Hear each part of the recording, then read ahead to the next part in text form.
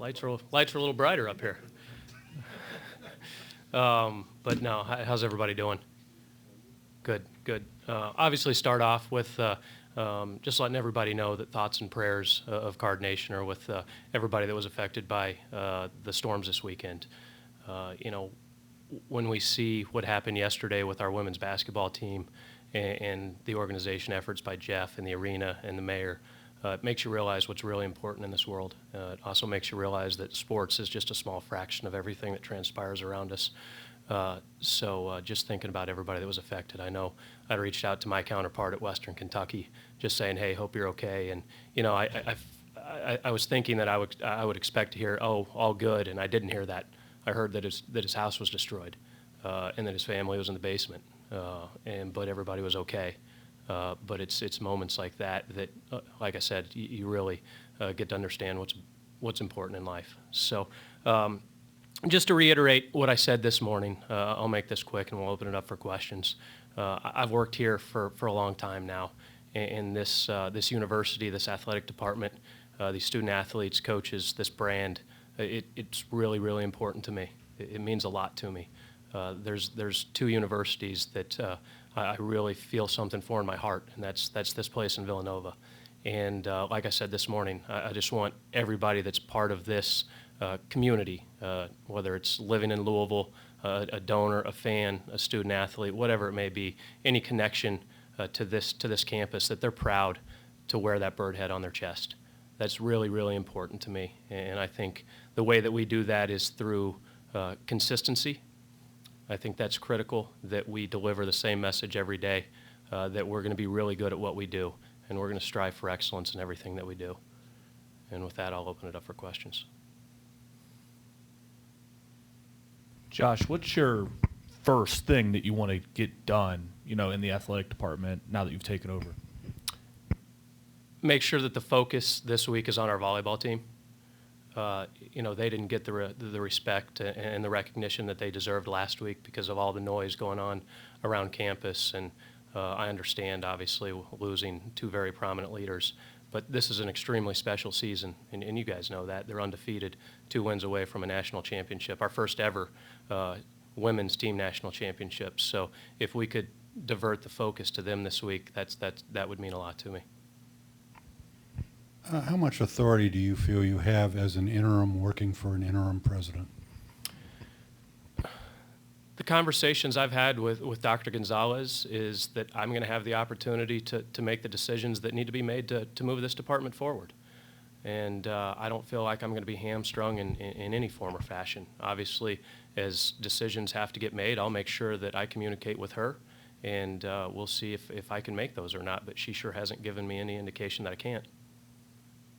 Josh, as kind of in the back here, as the process went on with Vince, because how much did you know about Vince, whether he was leaving or staying, and when did you finally find out that you were going to be moving into the interim spot? Yeah, I didn't know a whole lot. Obviously, there's some contract language in there that wouldn't allow him to talk to anybody about it, and so I feel like I was finding out as other folks were. And Vince and I've chatted a lot. I was on the phone with him last night, probably at 10:30, just going over a couple of things. And so while he was dealing with that, I think I was focused on what are the next steps for this athletic department, because that's my job. And I think that was what was really special about this athletic department last week. Is, like I said, there was a lot of noise around the campus and the athletic department. And we didn't skip a beat. If you were there on Saturday, you realized how special that was.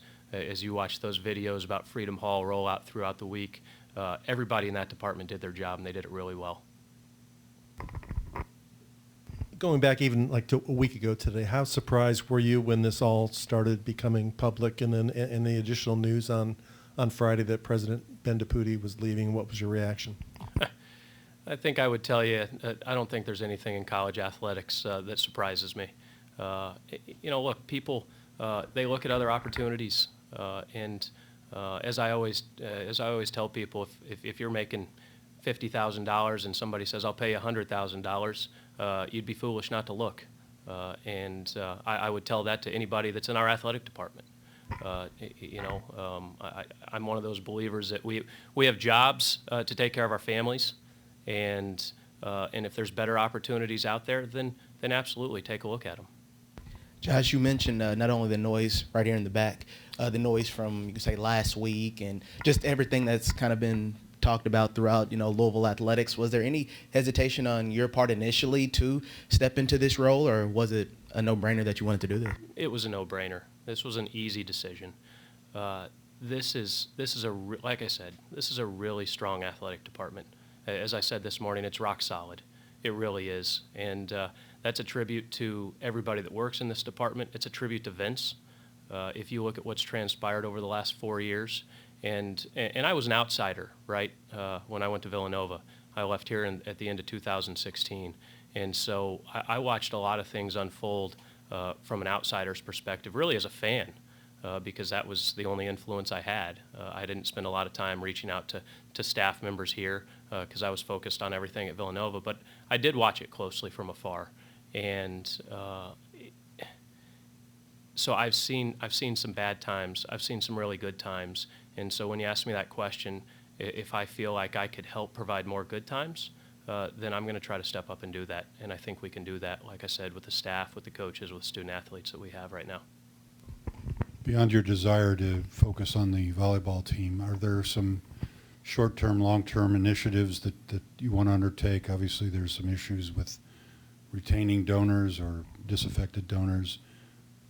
Still no naming rights at Cardinal Stadium, that sort of thing. What's on your list? Yeah, I've started to put that list together. I think priority number one is making sure that our volleyball coach understands how much we want her to continue to be our volleyball coach. And I know that her and Amy Calabrese, who is her sport administrator, have had those conversations. And I think that we'll see something here in short order relative to retaining Danny. And then, like you hit on, we do have some things to do, whether it's the naming rights, which we're going to continue to work on. Michael Dudas is standing right back there.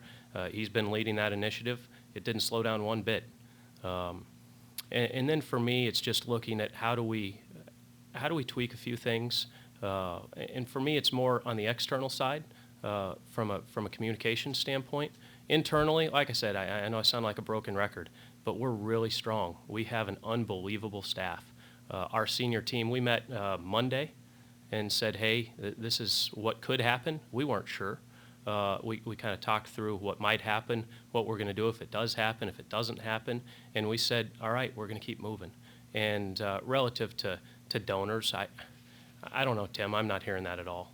The folks I talked to, and I've talked to a bunch of them this weekend, they're really proud of what's happening right now. And so we're going to continue down the path that we've been going down. Josh, National Signing Day coming up for football. Important for the football staff to know they have the support of the administration. What can you say about that and Scott Satterfield's future here? Yeah, let me clear the air a little bit on football. And look, we would have liked to have done this sooner, but hopefully we read the room correctly here. And as we didn't have a president or an athletic director, we said let's sit tight on our football coach speaking publicly because we had planned to do that at the beginning of last week. But Scott Satterfield's our football coach, and we're happy that he's our football coach. And I communicated that to their entire staff this morning. And I was in that meeting with Vince and with Scott, and I would tell you it was a better part of 3 hours, and there was a lot of emotion in that meeting, and most of that came from Scott.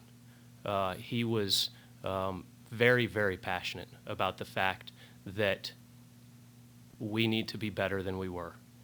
And that doesn't mean that he doesn't feel like we're making progress, because obviously if you look back, and I did this, look back at the results from 2018 till now, that is progress. But it's not where we want to be. And everybody knows that. Scott knows that.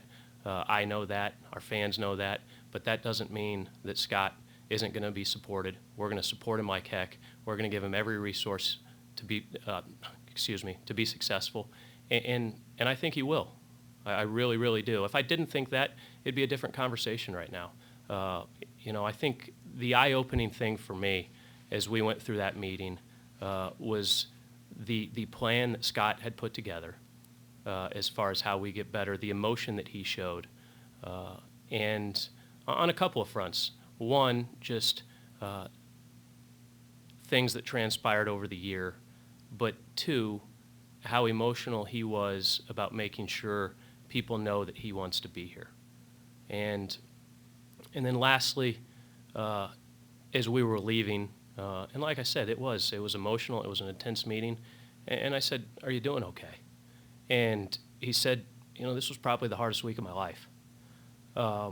And that wasn't just because of his dad passing away. He knows what happened on that field, and he knows that we've got to be better than that.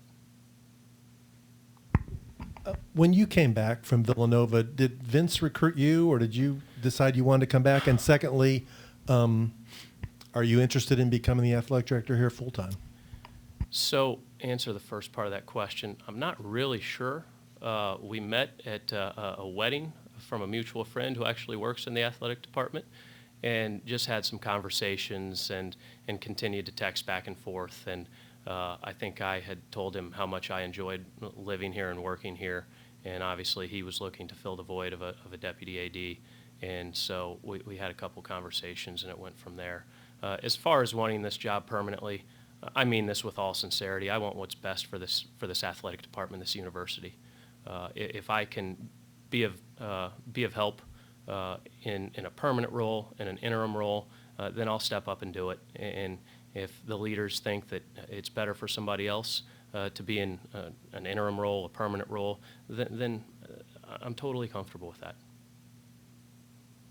Josh, how much did your time at Villanova, when you left Louisville, go to Villanova, before you came back, how much did that shape you and prepare you for the role you're in now, you feel like?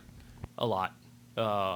The leaders on that campus, starting with Father Peter at the president's level, Mark Jackson, who is a dear friend and the athletic director there, Jay Wright, Father Rob, the impact they had on my life in those two and a half years is profound.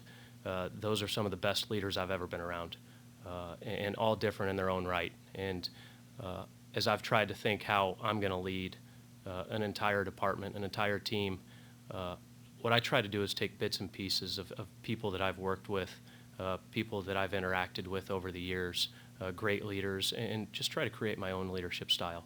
And I feel that I've been very fortunate to be around a number of really, really good ones. Back to football real quick. How much of that plan can you share with us that Satterfield presented to you? And then I assume it sounds like we'll be hearing from him soon. Yeah, expectation is that he'll have a conversation Wednesday, obviously talking about recruiting, and then I think get into some more details relative to some of the things I'm talking about right now.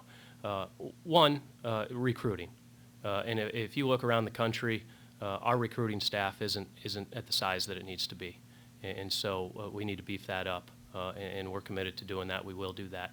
I think another really important position coming out of that meeting was a player development position, and everybody always wonders what is player development. And for us, and it's different around the country, but for us, it's going to be almost certainly a former player who just has the credibility to get around the locker room and just talk to the guys about competing at a very high level. And so I think that would probably give you a better sense of who we would be targeting. Where do you feel like your background best applies for this job? I mean, where do you feel like you can really help? I think that I've done just about everything that you can do in an athletic department. I was initially in the ticket office and then moved over to marketing and then operations. I was hired as the Associate AD of Finance at Villanova. I've managed $70+ million capital projects. Villanova did not have a donor awards program, so started that from scratch there. Been a sport administrator with a number of sports. So I would hope that I can provide support, provide leadership in just about every area of the athletic department. Josh, I know probably the ultimate goal is always to be an athletic director for you, but with the emotion of the last week and the ups and the downs, could you have ever imagined that you would get here in this fashion? And then second part, will you make any changes to the structure of how things because of what you were doing, will you still do your old job with the new job? Yeah, last week was tough, right? Because you're having a friend, a boss, a mentor going through the things that he was going through, and you're kind of seeing it at arm's length just because he couldn't talk about some things, and so you're trying to do that, but you're also trying to step up and fill that void. Because once again, that was my job, not on an interim basis. That was why I was given the deputy AD title to, if Vince or the AD was out, to kind of settle things down. And so we're trying to do that. And so while on one hand it is exciting, absolutely. I've said from day one when I got into this business in 2007, I want to be an athletic director. But I didn't foresee that it would happen this way. But I would tell you, since it's happening here, it's essentially a dream come true. And I'm sure somebody's probably going to ask this question. Is it for a day? Is it for a week? Is it for 3 weeks? I have no idea. I've never asked the question as to how long the interim tag would be placed on me or what a search process looks like. At this point, it's irrelevant to me. We're just going to do the best that we can and try to move this department forward. What was the second part of your question? The duties that you were doing before, how will you divide those up among the staff? We've had some meetings. I've had some meetings with some folks individually that run various departments, senior team leaders, just saying, hey, can we be more efficient? And what does it look like? And then obviously offloading some of the things on my plate. As you guys know, I'm the sport administrator, or was the sport administrator for football and basketball and baseball, men's and women's swimming and diving, men's and women's golf, as well as overseeing capital projects and some other things. So we'll try to offload those a little bit and have a general sense of what that looks like, but not going to go into it here in detail. You worked for Tom Jurich and Vince. If there was a single attribute of each that you'd like to take with you, which would they be?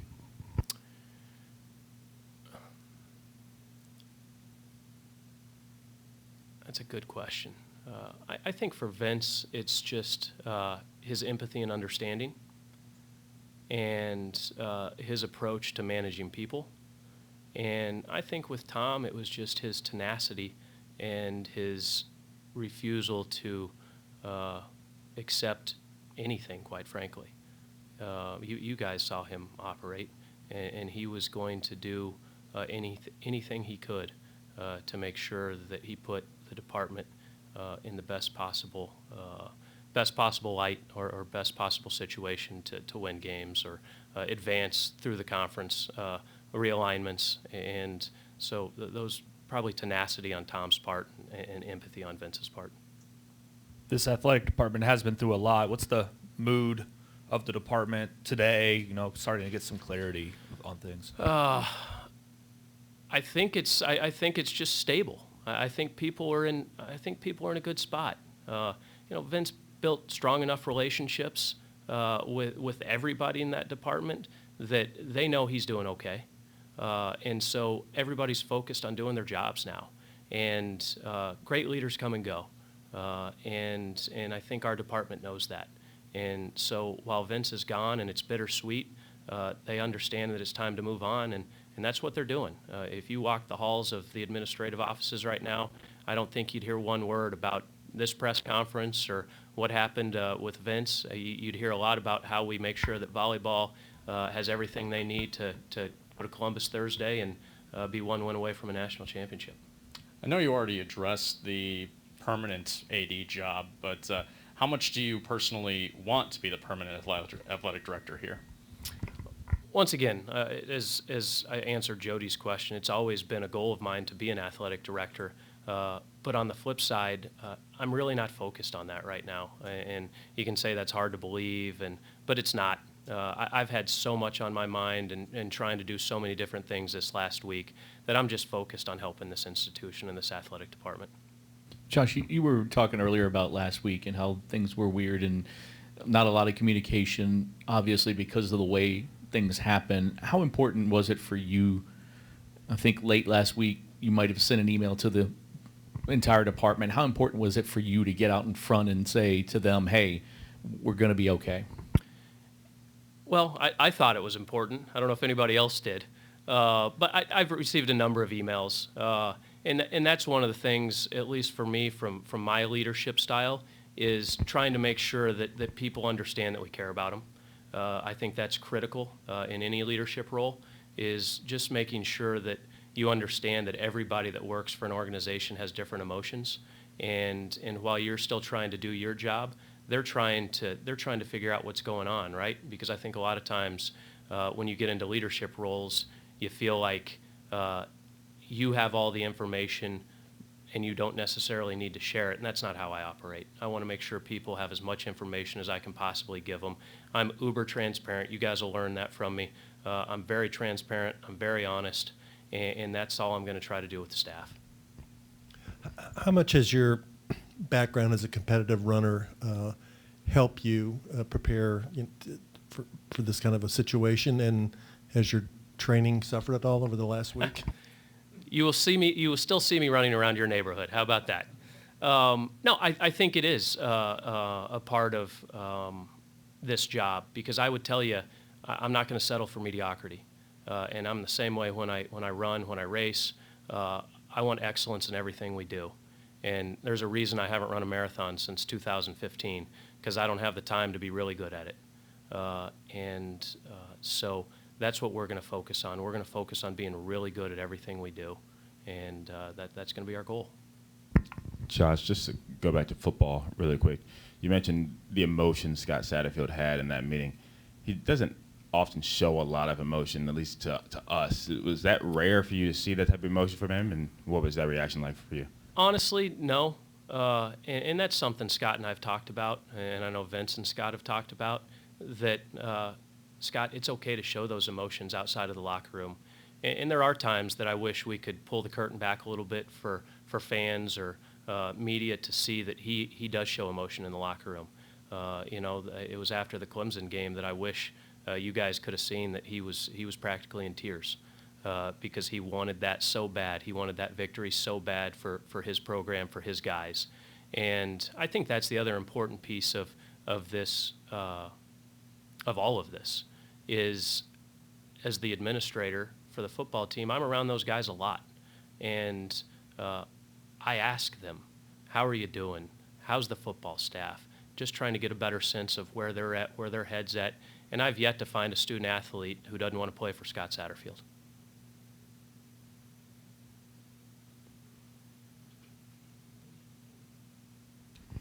As a brief Philadelphian, can you tell us Pats or Genos? It's not the first time I've gotten that question, and I couldn't tell you because I ate there one time. I don't know which one I ate at. I went because some friends wanted to go. So needless to say, I did not eat as many cheesesteaks as I should have when I was in Philly. How many marathons have you run, and what's your fastest? We'll say 7 or 8. I'm not sure. And I ran a 2:37 in Boston. What's that? 2014, and I wore a Louisville shirt doing it. Louisville field hockey, if I'm not mistaken, because my wife was a former coach for the field hockey program here. I was going to ask, I mean, with the two kids, do they know now any difference, or when you left this morning and when you come home tonight? Yes, I had a tie on. And it was brought up by my 5-year-old. As I was telling him goodbye, he said, "What are you doing today, Dad? You never wear a tie." I said, "I just got a couple things going on today, bud." Anything else, anyone? Great, thank you. All right. Look forward to working with you guys. Thank you.